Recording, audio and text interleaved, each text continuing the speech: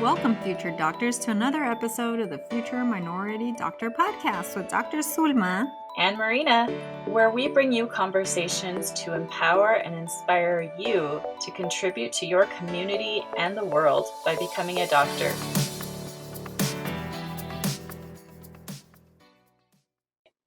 Welcome back, future doctors. Thank you so much for tuning in today. We'll talk about other things you can do to keep your brain and your memory functioning at its best. You know, your whole body is kind of like a car, right? Except when it comes to your body, I like to remind people you only get one. If you ruin your body without taking care of replacement. You don't. Exactly. You don't get another one. No matter how much money you have, you can't buy a new body. So you need to take care of it if you want it to work well for you. So how do you take care of your body as a whole in a way that will keep your brain and your memory in optimal shape? You have to give the car the right fuel. So what is the right fuel? We don't have time to go into much detail, but generally speaking, whole grains. So whole grains are things like whole wheat bread or whole wheat berries, brown rice instead of white rice, quinoa, buckwheat. There are a whole bunch of whole grains, but the ones we usually eat are like rice and wheat.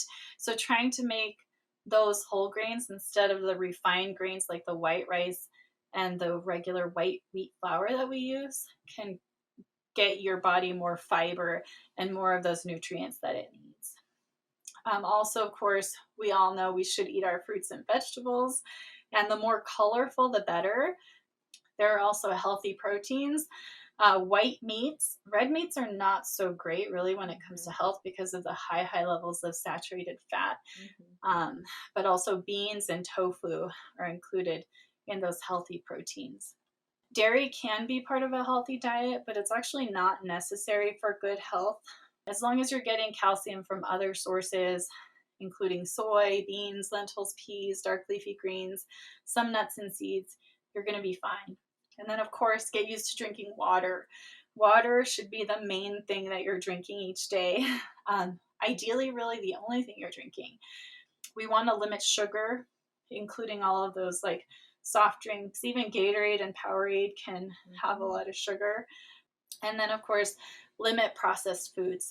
So, you know, Doritos and chips are like a highly processed food because where did they come from? Well, I guess mostly from corn.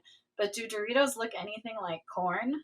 No, they don't, because they went through a lot of processing in order to come up with that Dorito, right? So anything else that's gone through a lot of processing in order to create the food that's in front of you, like if you can't understand everything in that ingredient list, it's probably a processed food, to be honest. So, and then, of course, if you have food sensitivities, gluten intolerance, lactose intolerance, anything else, respect them. Listen to your body and feed it what makes it feel best. You do not have to be a nutrition Nazi. Just do what you can to keep improving little by little as you are able to. I wanted to remind everyone, don't forget to follow us on Instagram and Facebook. You can go to www.futureminoritydoctor.com. Peace and love, y'all. Bye.